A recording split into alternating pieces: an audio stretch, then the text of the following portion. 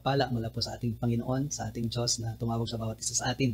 At patuloy po na nagpapala sa atin, patuloy na binabago ang ating mga buhay, at patuloy na pinaparana sa atin ang kanyang mabuting kalooban. Isa pong karangalan na makapagbahagi po sa inyo ng pagkilos po ng Diyos sa aking buhay. Ihanda po ninyo ang inyong mga panyo, baka maalaala mo kaya o kaya magpakailanman ang maging dating po ng aking patotoo na ito. Nais ko po na makita ninyo kung gaano po talaga ang Diyos ay nagbabago ng buhay. Katulad po ng ginawa niya sa akin, mula po doon sa isang kalagayan na pagiging isang street child, ay tinawag ako ng Panginoon upang maging minister ng kanyang ebanghelyo upang i-advance ang kanyang kaharian. Well, ang nakita ko po, ang Diyos ay meron po magandang buhay na inihanda po sa bawat isa sa atin. Meron po siyang mabuting plano sa bawat isa sa atin. Ngunit ito po ay makakamtan lamang natin once we align our will to the will of God.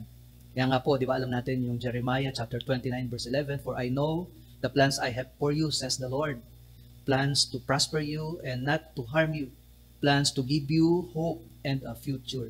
Yan po yung pangako sa atin ng Diyos. At ito po yung kanyang pinangyayari once na pumalaw po tayo sa kanyang kalooban. Sapagkat when we allow Him to drive our lives, definitely He will lead us to the paths of righteousness and blessings. Sabi nga po sa John chapter 10 verse 10, "I have come that you may have life to the fullest." At yan po ang ginawa ng Diyos sa buhay ko. Sino po ang mag-aakala ng isang street child, purposeless, walang direction ng buhay, ay mababago ng Diyos at gagamitin ng Diyos upang maging daan, upang maisulong ang kanyang maluwalhating kaharian. Maaga pong nabalo ang aking nanay, parang around 28 years old lang po, nung inulila kami ng aming ama na meron pong 9 na anak. My father died ng kasisilang pa lang po ng aming bunsong kambal na sumunod po kay Sister Delia. 2 beses pong nagkambal ang aking ina, kaya kami po ay naging 9 lahat na magkakapatid doon sa una. Ngunit maagang namatay po yung kakambal ng kuya ko, and later on, yung bunsong kambal na sumunod kay Sister Delia ay namatay din. Afterwards, nung nasa Marikina na po kami, parang ang tanda ko po ay after more than a year lang po na nabuhay yung isa pang kambal na bunso namin. Kaya bali po, 6 na lamang po kami na natirang magkakapatid noon. Pero sa ngayon po ay 4 dahil namatay na nga din po yung aking panganay na kapatid at maging yung kuya ko. But then, dahil nga po 9 kami, tapos namatay na nga po yung 3, so madami pa din po kami.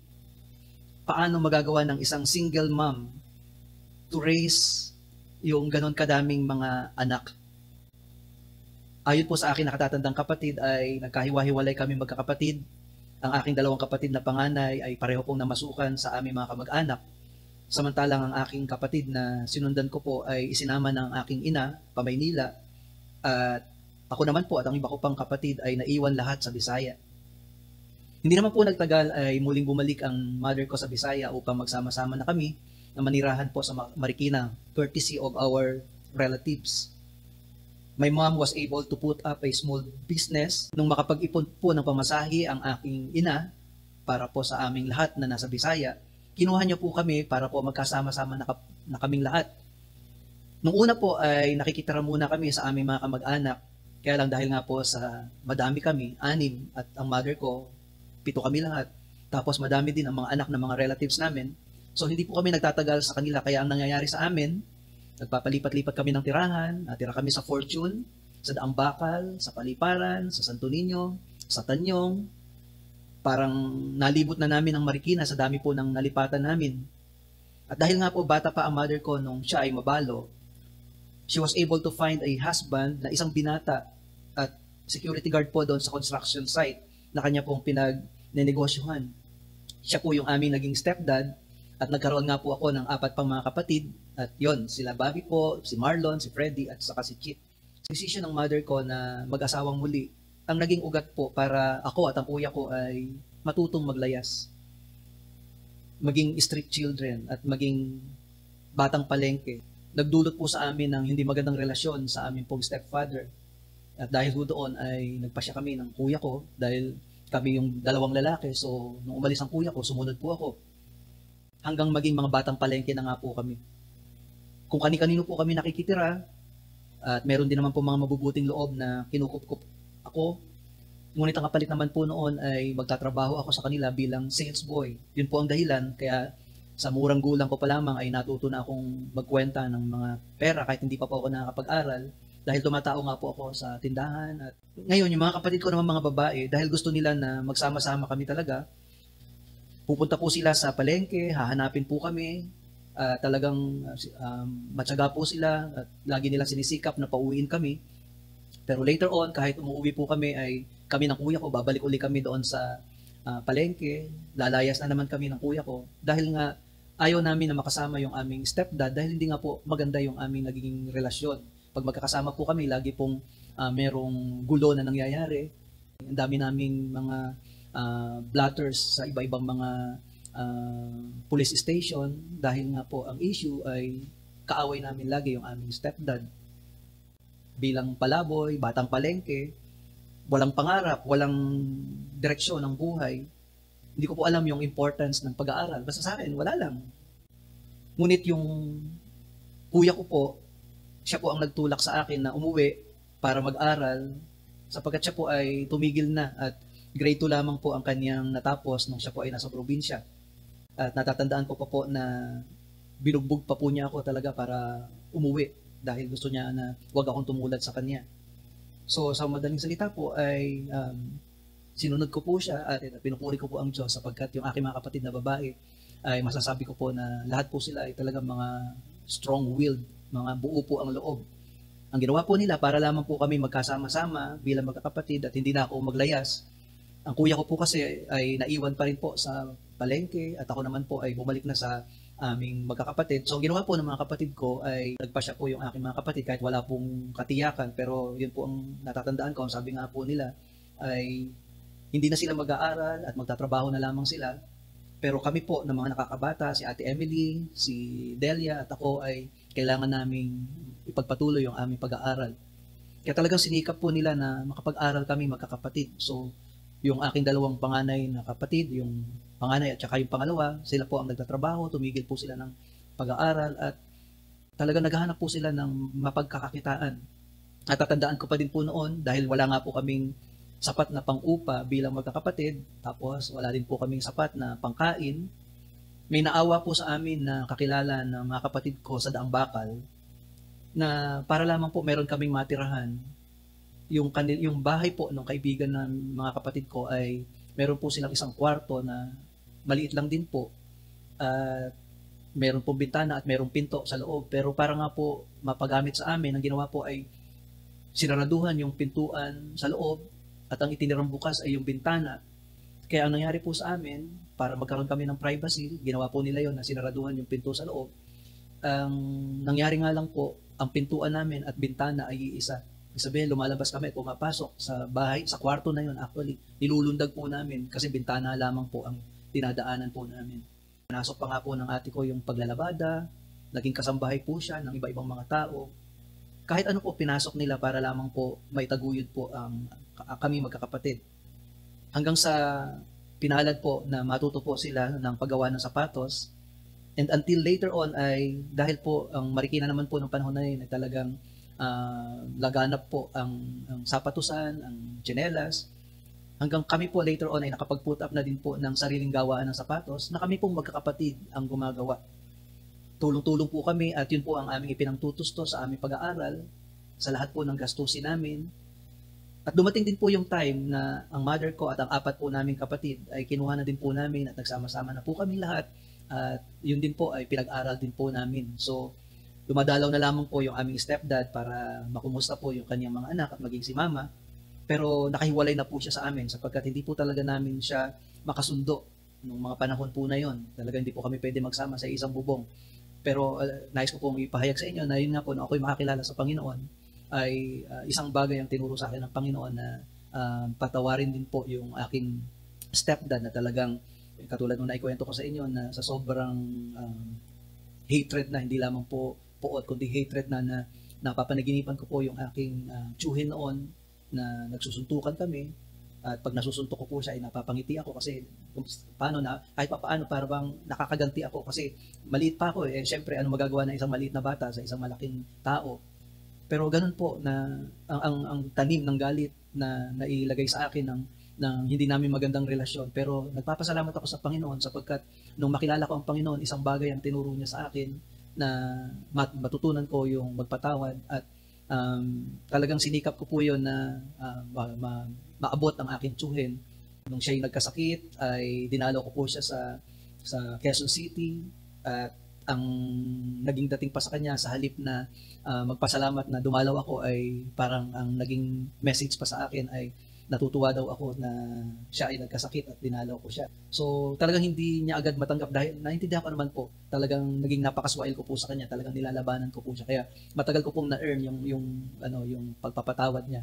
Pero napasalamat ako sa Panginoon sapagkat bago siya mamatay ay nagkausap po kami ng masinsinan na naramdaman ko po na talagang naunawaan niya sa akin na wala na akong galit sa kanya at siya din po naman sa aming pag-uusap ay nakita niya na natanggap ko na din po siya. Kaya yun, naging maluwag po sa kalooban ko na pumanaw siya, na naging maayos po yung aming relasyon bagamat ilang panahon na lamang yon. Nung nagsimula na po kaming lumipat doon sa Karen Street, malapit sa bahay nila Pastor Boy at ganoon din nila Ninang Conching.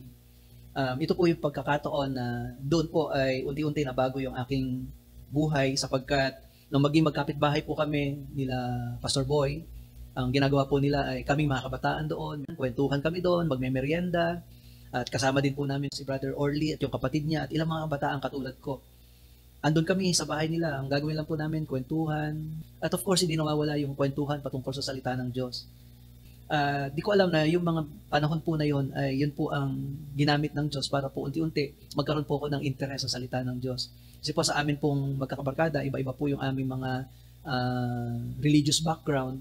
Pero every time po na naririnig ko po sila Pastor Boy, ang lagi po nilang binibigyan ng pansin, hindi po yung relihiyon, kundi ayon sa salita ng Panginoon.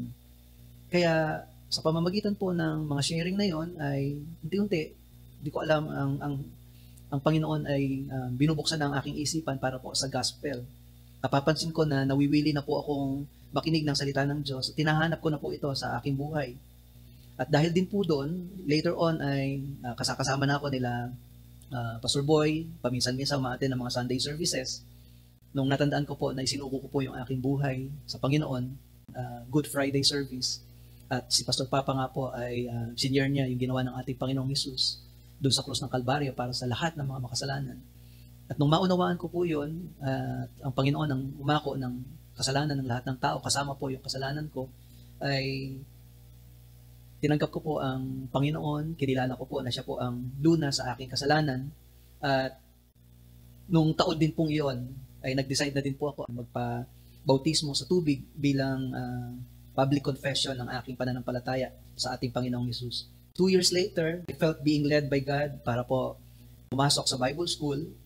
Nung sinabi ko po ito sa aking mga kapatid, ay may pagtutol po yung aking kapatid na panganay sapagkat marahil ang iniisip po ng aking kapatid na panganay ay wala akong patutunguhan sa aking naging desisyon. Pero ganun pa man po, tinuloy ko pa din po yung aking naging desisyon. At nagpatuloy din ako na namumuhay ng ayon sa kalooban ng Panginoon. Dahil nga po nagpasya ako na pumasok sa Bible school, hiningi ko po yung permission at saka blessing po ni Pastor Papa. At binigay naman po yun ni Pastor Papa. Basta ang nais ko lang po ay lalo pa akong lumalim sa salita ng Panginoon at gamitin niya ako sa anumang kaparaanan. Pero never po na ninais ko po na maging pastor sapagkat alam ko po na hindi po madali ang buhay ng isang pastor. Pero sabi ko po sa Panginoon, Lord, gusto ko po magpagamit sa iyo. So, nagpatuloy po ako doon at nagpapasalamat ako sa Panginoon sapagkat mula po nung ako po ay sumunod sa Panginoon, naranasan ko po na talagang inaakay ako ng Panginoon patungo sa daan ng katuwiran. Ngayon po ay sa biyaya ng Panginoon ay ginagamit ako ng Diyos para po sa pag-advance ng kanyang kingdom. Ang salita po ng Diyos sa Psalm 16:11 ay naging totoo sa buhay ko. Ituturo mo ang landas na buhay ang hahantungan. Sa piling mo'y madarama ang lubos na kagalakan. Ang tulong mo'y nagdudulot ng ligayang walang hanggan. So you have made known to me the path of life. You will fill me with joy in your presence, with eternal pleasures at your right hand. Nag-enjoy po ako na sumasama sa mga gawain, maging yung mga mission trip sa Laguna, sa Sariaya, po yung mga gawain na talagang alam ko na tumulong sa akin upang ako po ay lumago sa gawain ng Panginoon. Maging sa iba-ibang mga lugar ay nakarating po ako dahil po sa paghahayag ng salita ng Panginoon. Sa ngayon po ay halos kalahati na po ng aking buhay ay iginugol ko na po dito po sa bayan ng Sariaya, kung saan dinala ako ng Diyos upang magmisyon. Actually, ang lugar po na ito ay lugar na ayaw po akong papuntahin ng aking mga kapatid noon dahil nga po sa marami pong mga NPA na naninirahan po dito sa lugar na ito. At totoo naman po yun dahil nung mga earlier years po ng aking pagmimisyon, mismong yung mga kapatiran ay nagpapatotoo po sila na mismong yung mga bahay nila ay ginagawa din po na tulugan pa ng mga taong ito. Ngunit dito po ako dinala ng Diyos, bagamat may takot, pero yung takot na yon ay parang baliwala sa akin dahil alam ko nakasama ko po ang Panginoon at marami mga tao ang nangangailangan ng salita ng Diyos. At sa biyaya po ng Diyos ay nagpapatuloy po ang ating gawain dito, kasama po ang mga tapat na mga lingkod at na manggagawa ng Diyos, pamilya po na sumasamba sa Panginoon, na mayroong pag-ibig. Kasama ko na rin po naninirahan dito ang aking buong pamilya, kasama po ang aking ever supportive at saka butihin pong maganda ko pong asawa, kasama din po yung aking pong dalawang anak. Sila pong dalawa ay talagang precious gift ng Diyos sa aming pamilya at sa ministry natin dito sa Sariaya, Quezon. Tunay po na kapag ang buhay natin ay isinuko natin sa ating Panginoon, yung direksyon ng buhay na nais niya ay ipinararanas niya sa atin. At yun po yung naranasan ko, yun ang ginawa ng Diyos sa buhay ko. At kung ano man ako ngayon, at kung ano man ang kalagayan ko ngayon, ito ay dahil sa mabuting plano ng Diyos na pinangyari niya po sa akin, sa aking pamilya, at maging sa ministeryo na kung saan ay tinawag niya po. Kaya talagang labis-labis po ang aking pasasalamat sa kabutihan ng Diyos, sapagkat sino makapagsasabi na from being a street child, ako po ngayon ay tinawag ng Panginoon to be a minister of the gospel for the advancement of His kingdom.